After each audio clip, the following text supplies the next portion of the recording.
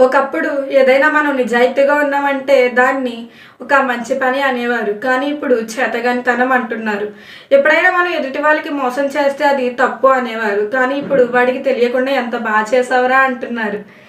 ఎప్పుడైనా మనం గెలిస్తే మన తెలివితోనో లేదంటే మన బలంతోనో పోల్చేవారు. కానీ ఇప్పుడు పక్కవాడికి మనం చేసిన మోసమే గెలుపు అంటున్నారు.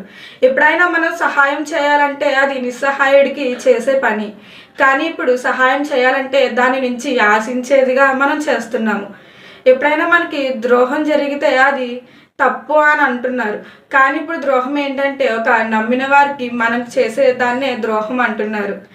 నేటి సమాజం ఇప్పుడు ఇలా ఉంది. మళ్ళీ అప్పట్లో ఎలా తీసుకువెళ్ళాలి అంటే మనకి యొక్క విలువలతోనే పని అవుతుంది. విలువలు ఎక్కడి నుంచి వస్తాయి అనుకుంటున్నారా? మనకి తెలిసిందే. మన భగవద్గీత, బైబిల్ అలాగే ఖురాన్ నుంచి వస్తాయి. కాబట్టి అప్పటిలా మారిపోదాం. ఇప్పటిలా మాత్రం ఎప్పుడూ ఉండకూడదు.